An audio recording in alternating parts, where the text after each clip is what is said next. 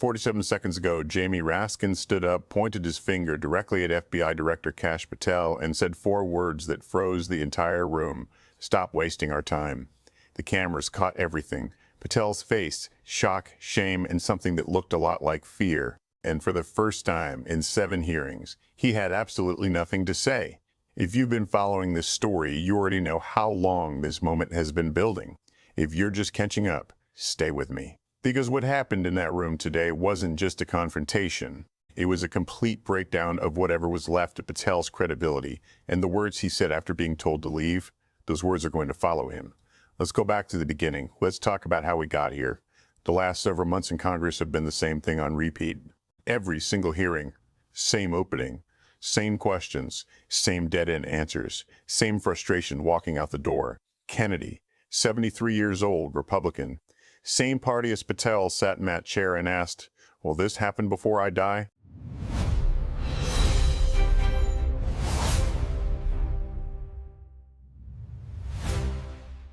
Think about that.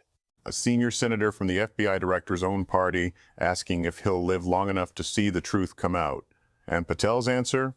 "We're working on it." Massie stood up and read 47 names out loud. A Hollywood producer, a royal prince, 6 billionaires, a rock star, a magician.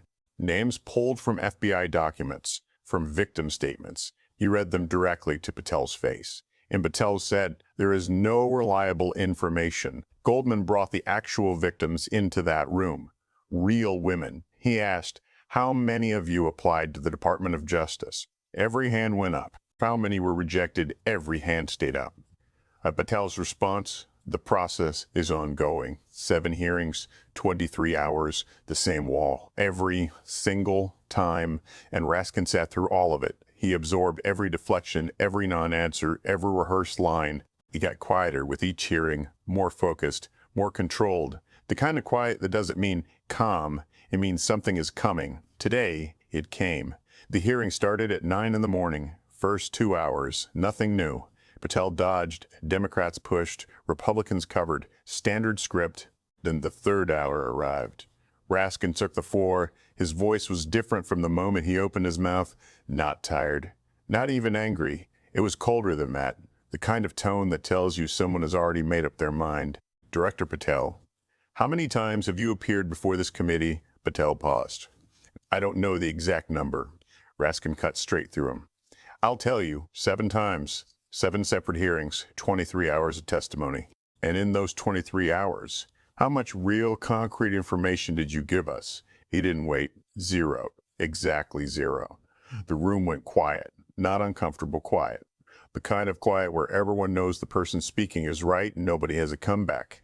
Then Raskin went further.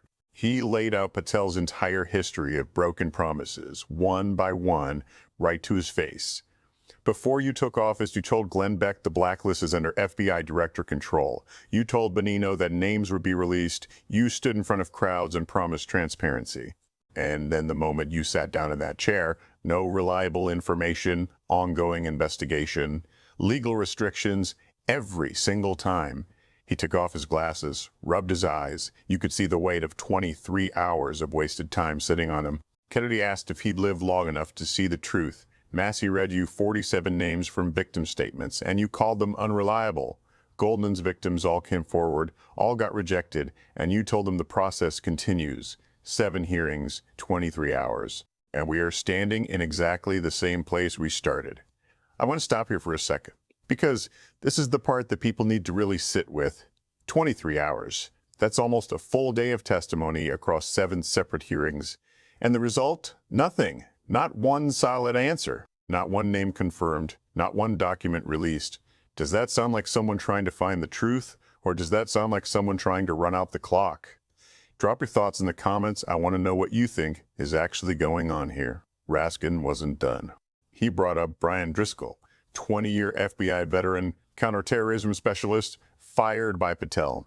Driscoll's allegation was direct. Patel told him the FBI had been trying to lock up the president and that he hadn't forgotten. Driscoll said his job was on the line if he didn't fire agents working cases against Trump. Raskin looked at Patel. "You never denied it. You said ongoing case. That's it. An ongoing case. That's it." Then he went to the Schiff exchange. When Schiff pressed Patel in a Senate session, Patel didn't answer the question. He called Schiff a clown, called him a liar, called him a disgrace. Under oath in the United States Senate, Raskin shook his head. The FBI director in the Senate, under oath, screaming at a senator like that, and we're still here asking the same questions. Then came Maxwell. Ghislaine Maxwell, convicted sex trafficker, sat in an interview and started naming names from Trump's cabinet, people with direct ties to Epstein, active cabinet members.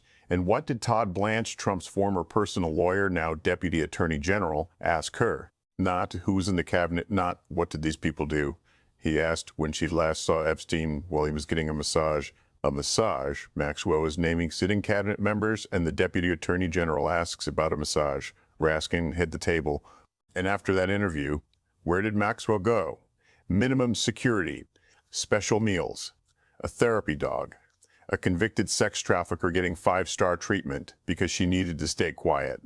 Patel's face had gone red. His hands were shaking on the table. He wanted to say something, but Raskin was finished giving him the floor. Raskin stood up. In a congressional hearing, members sit when they speak. Standing up like that, suddenly, deliberately, means something serious is about to happen. Director Patel, his voice was flat and controlled, ice cold. This committee has met 7 times. We sat through 23 hours. We requested hundreds of documents. And what did we get back? No reliable information, ongoing investigation, legal restrictions. We're working on it. He looked around the room. Kennedy's hair went gray, waiting for answers. Goldman's victims are still waiting for justice. Massie's 47 names are still sitting there uninvestigated. And you sit in that chair and keep giving us nothing. He extended his finger directly at Patel. Enough. One word. The room felt it. Patel tried to speak. Mr. Raskin didn't let him finish. His voice rose and filled the entire chamber. No, it is not your turn. You had 23 hours to speak, and you said nothing. Now I am talking, and you are going to sit there and listen. Complete silence. Not one Republican interrupted. Because here's the thing. The frustration in that room wasn't just Democratic. Everyone there had been sitting through the same empty answers. Everyone there had been watching the same circus. And for one moment, every person in that room felt exactly what Raskin was saying. He kept going. The American people want answers. The victims want justice. And you are sitting here playing games. There are 47 names in those FD 302 documents, names given by victims, and you call them unreliable. 500 lawyers worked to clean Trump's name while victim names were released to the public. Maxwell named cabinet members and was moved to a comfortable facility. We have seen the evidence, we have read the documents, and you still say nothing.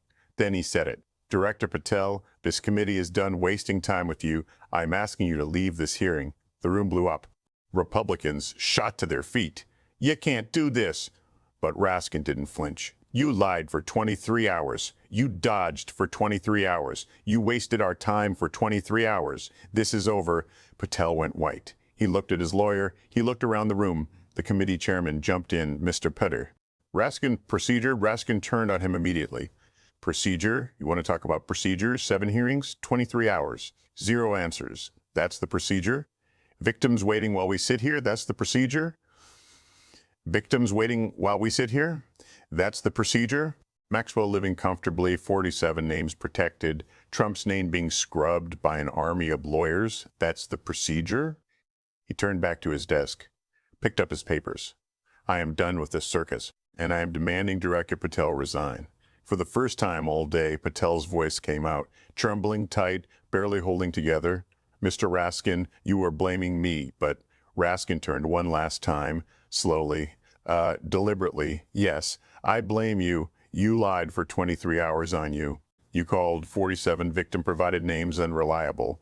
On you. You never explained Maxwell's transfer on you. You never denied Driscoll's allegations on you. You called a sitting senator a clown under oath on you. And you betrayed the trust of the American people. That is entirely on you. Patel stood up, hands still shaking. I protect the FBI. I protect this country. And someone like you, Raskin cut him off one final time, calm, clear, final. You are not protecting anything. You are protecting Trump, and this is over. The hearing ended. Patel walked out with his lawyer. Cameras followed every step. Reporters threw questions at him from every direction. He said nothing. because there was nothing left to say. His face, though, that told the whole story. Shock, shame, and fear. Real fear. Because what just happened wasn't a political argument. It was a public dismantling. Raskin didn't lose his temper. He delivered a verdict. And everyone in that room, Republican, Democrat, Stafford, camera crew, felt it land. That message wasn't just for Patel. It was for Bondi, for Blanche, for Trump, for every single person who's been running this stall for the past year. We see what you're doing. We're not accepting it anymore. And the patience that kept this moving slowly, it's gone. Here's what today actually meant and why it matters more than it might look.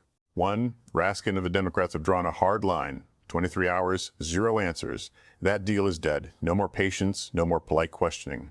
2, Patel had no response. For the first time in 7 hearings, he didn't throw insults, didn't perform outrage, didn't call anyone a clown. He had nothing, because for once, the room didn't give him cover. 3, the Republicans stayed quiet. They didn't defend him. They didn't interrupt. The frustration in that room was bigger than party loyalty, and everyone knew it. 4, this wasn't just a hearing anymore. It was an accountability moment, a line in the sand. 5, Patel's protection is cracking. The people around him are watching, and the walls are starting to close. Kennedy still wants to know if the truth will come out before he dies. A 73-year-old man from Patel's own party. Still waiting. Massie's 47 names, a Hollywood producer, a royal prince, 6 billionaires, a rock star, a magician, government officials, still sitting in documents, still called unreliable by the man who was supposed to investigate them. Goldman's victims. Every hand raised, every application rejected, every one of them still ready to speak, still waiting to be heard. 31 victim names have already been exposed to the public, while the people who hurt them stay protected. These women are still waiting. The names are still buried. And Maxwell is still comfortable. But today, something broke open. Raskin compressed 23 hours of broken promises and empty answers into one moment, walked up to the most protected man in that room and said, "Enough." And Patel walked out, quietly, with nothing left. The 47 names are still out there. The victims still want justice. The truth is still being buried, but it's getting harder to keep down. If you're angry watching this, good. Stay angry. That anger is exactly what accountability needs right now. Share this video because the people running this cover-up are counting on you getting tired and moving on. Don't move on. Keep watching. Keep pushing. Because the truth doesn't stop, and neither should we.